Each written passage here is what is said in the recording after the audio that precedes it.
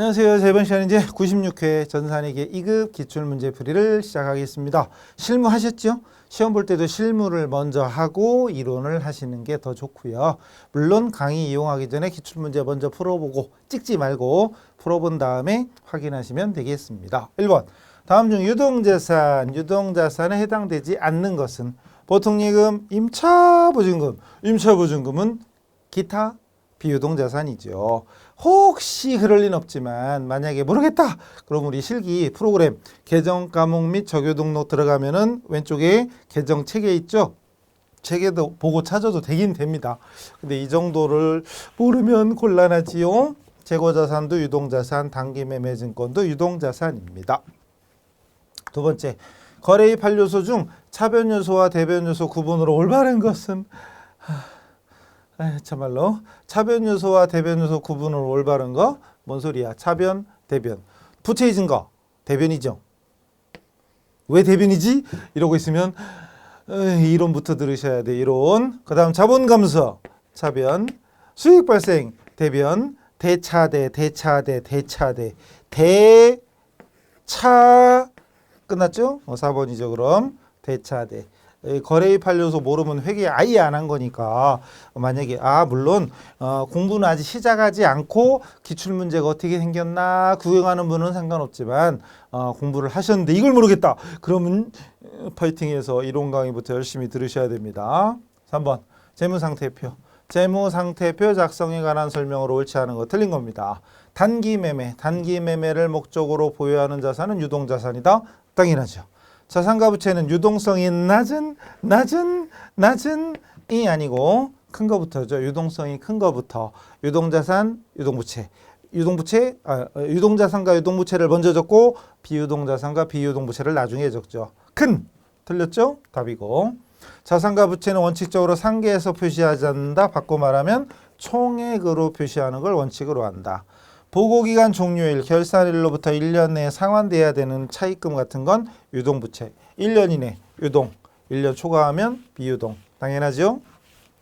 이런 거는 기본서 재무제표편 읽어보면 이런 건 그냥 거저먹기입니다. 거저먹기. 다음 자료에서 상품의 총매입액은 얼마냐? 기초 매출원가 기말 이렇게 돼 있죠. 상품에 관련된 자료, 기초, 기말, 매입, 매출 이런 상품에 관련된 자료가 2개 이상 보이면 잽싸게 T 계정을 그려가지고 설라문이 상품 계정을 머릿속으로 생각하는 거예요. 기초, 차변, 기말, 대변. 물론 이렇게 시험 볼 때는 상품 이런 것도 쓸 필요 없죠. T 계정만 넣고 숫자만 따따따 넣으면 되는 거죠. 그리고 매입, 차변. 기초와 매입 더해서 기말을 빼면 그게 바로 매출 원가가 됩니다. 이거 없는 거잖아요. 아니구나. 매입액 물어봤네. 아이고 매입액을 물어봤네. 총매입액. 근데 기초재고 8만 원. 만 단위 쓰는 거 저랑 이제 문제풀이 쭉 해오신 분들은 만 단위 쓰는 게 좀 익숙해졌으리라 미시합니다. 매출원가 16만 원 대변. 기말재고 4만 5천 원 대변. 매입 애누리가 있네. 그럼 차변에 굳이 얘기하면 총매입이 차변이고 매입액에서 환출 및 매입 애누리와 매입 할인을 빼는 거잖아요. 반대쪽에 쓰면 되는 거지. 애누리 2만 원. 그럼 총매입액이 얼마냐 이거잖아요. 그죠? 그럼 대변할게 225죠. 225에서 차변에 8을 빼니까 145 어디 갔지? 1번에 있네. 깜짝이야. 145가 안 보였어요. 145 됐죠?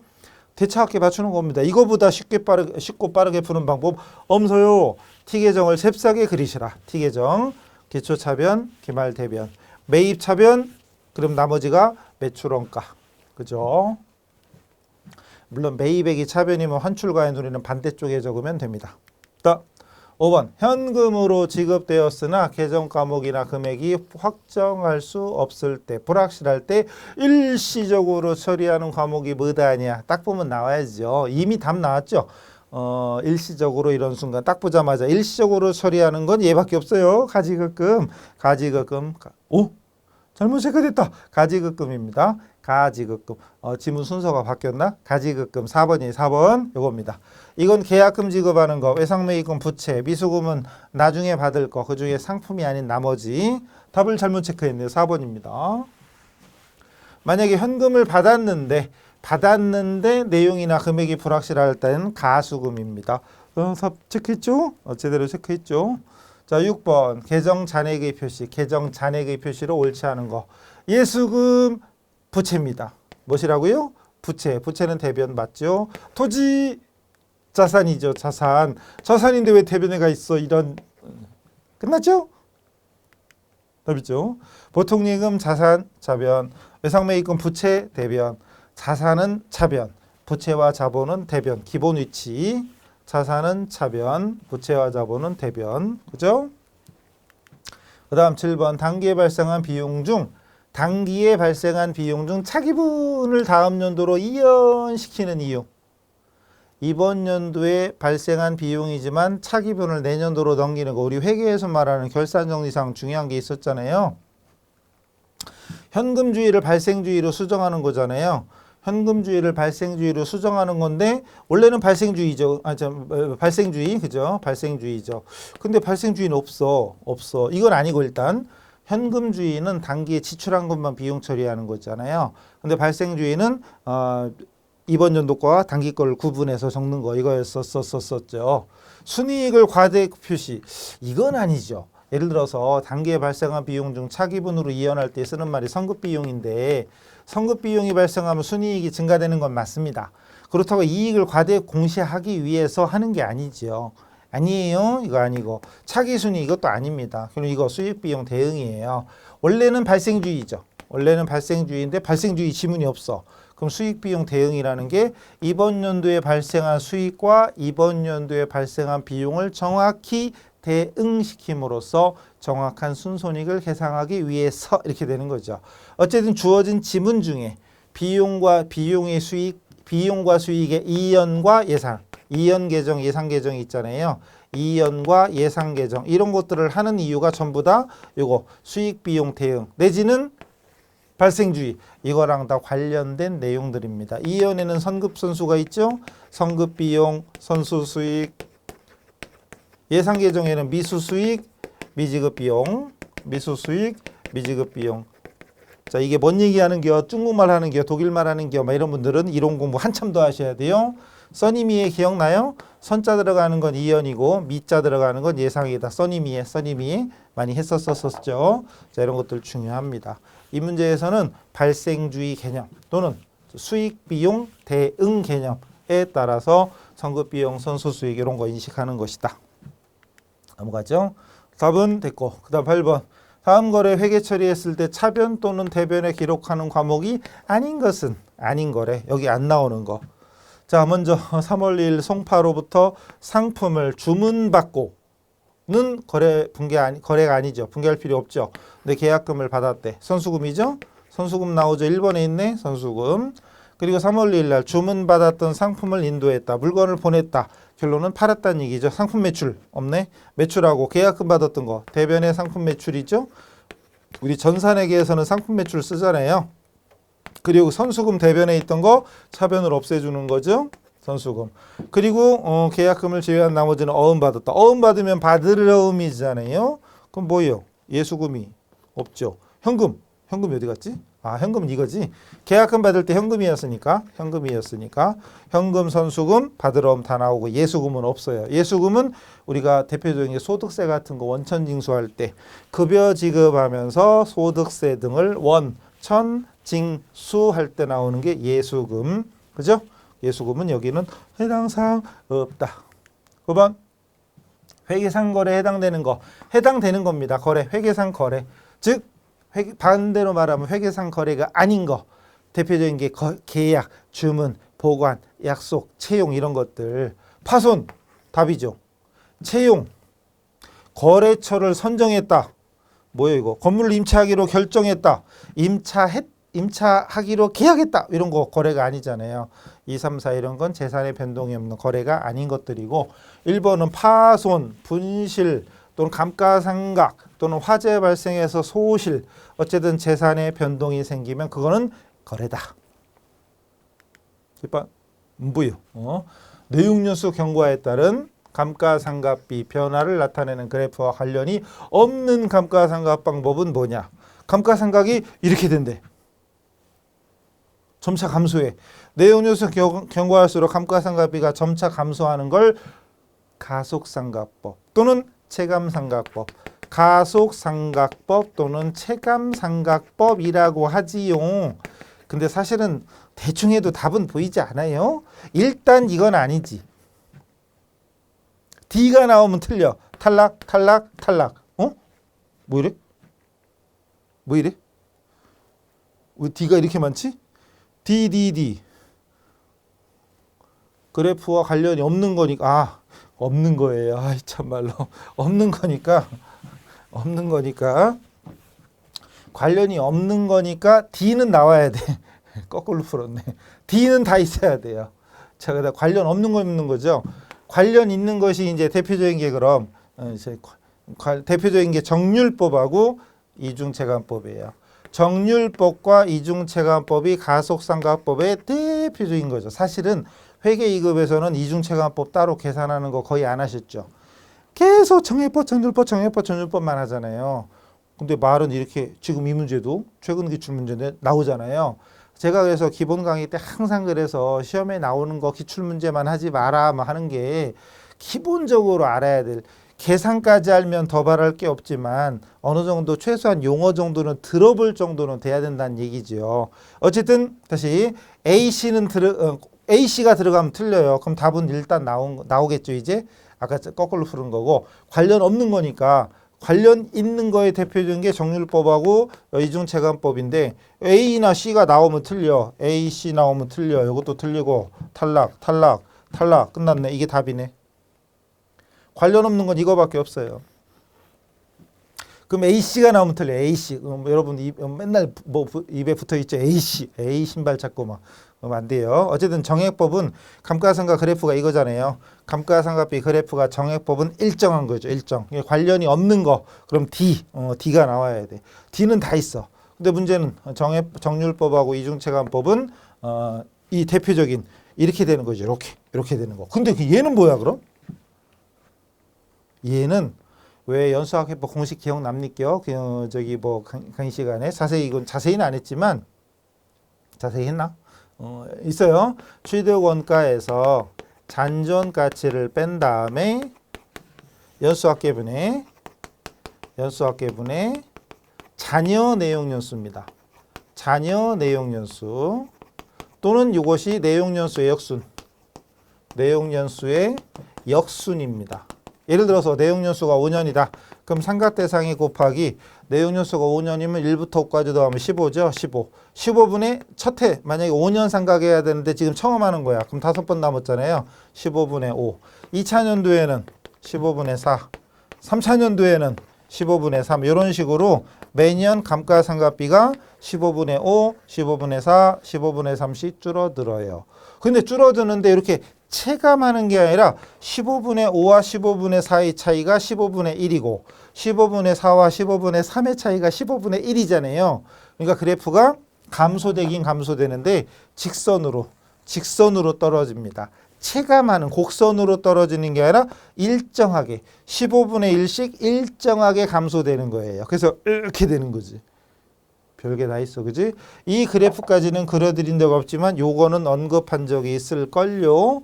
그래서 사실 기본서에 회계 2급에는 보통 연수학계법 예제에 다 넣었다가 자꾸 어려워요. 너무 회계 2급인데 어려움까지 해요. 막 그래가지고 빼버렸더니 문제 이렇게 또 나와. 아이 참말로. 그래서 그냥 가야 돼 그냥. 근데 하도 요즘은 말씀하시는 분들이 많아가지고 어려워요.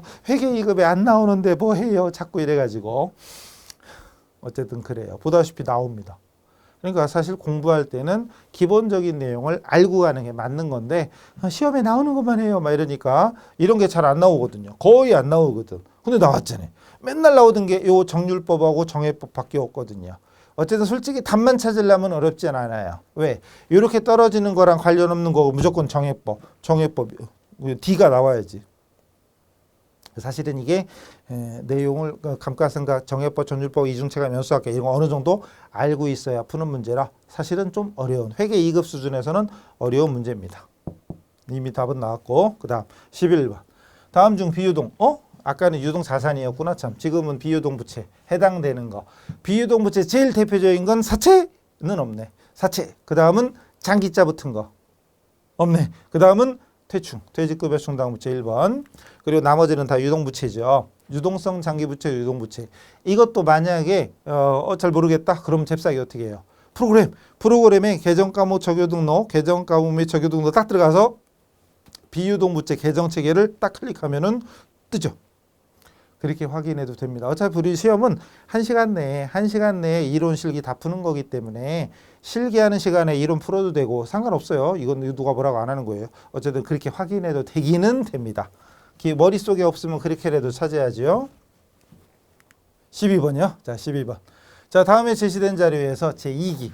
2기의 기말 자본금을 계산하면 얼마냐? 자본거래 없음. 이게 은근히 가장 기본적이면서도 은근히 어려워하죠. 처음 하는 사람들이 어려워합니다. 이게 생기초 부분 앞에 있잖아요. 그래도 어려워합니다. 주의할 점은 1기와 2기가 있다는 거죠. 그럼 1기의 기초자본, 기말자본이 있고 2기의 기초자본, 기말자본이 있는데 일단 여기서 물어본 건 물론 이거예요. 물어본 건 이건데 주의할 점은 1기의 기말자본이 2기의 기초자본이 된다는 점. 2021년 말이 2022년 초랑 같은 말이죠. 그죠? 요거만 주의하시면 됩니다. 근데 여기 지금 없으니까 1기부터 일단 완성을 해봐야 되겠지요. 자, 기초자본, 기말자본의 차이가 결국은 당기순이익. 총수익과 총비용의 차이도 당기순이익이죠. 뭔 소리 하는 게요? 이런 분들은 빨리 기초, 생기초부터 얼른 하셔야 돼요. 다시 기초자본과 기말자본의 차이가 곧 당기순이익이고 그리고 수익과 비용의 차이도 곧 당기순이익입니다. 엎어치나 밑이나. 근데 순이익이 3만 원 나와 있단 말이에요. 그럼 기말자본. 이익이란 얘기는 기초보다 기말이 자본이 더 많아졌다 이 소리죠. 얼마가? 3만 원. 그럼 여기 33만 원이 되는 거고 그럼 여기가 33만 원이 되는 거죠. 자동으로. 이건 안 구해도 되죠. 굳이 구하려면 수익에서 비용 빼면 이익이니까 비용은 7만 원인데 구할 필요가 없어요. 물어본 게 이거니까. 그 다음에 여기 순이익이 나왔다면 이거 바로 구할 수 있죠? 기초자본이 33이니까 기말자본 얼마다 나올 수 있지만 이익이 없어요. 그런데 수익과 비용의 차이가 순이익이랬잖아요. 수익에서 비용 빼면 7만 원이네. 이게 7만 원. 그럼 기초보다 기말자본이 7만 원이 더 커야 돼. 그럼 42죠 뭐. 40만 원. 40만 원. 한번 됐죠? 끝. 이게 은근히 별것도 아니면서 은근히 헷갈려하는 사람 많습니다. 기말자본 빼기 기초자본. 기초보다 기말이 많아지면 이익이다. 수익비용. 수익이 비용보다 크면 이익이다. 내용을 이해하면 돼요. 공식 안 외워도 되는 거죠.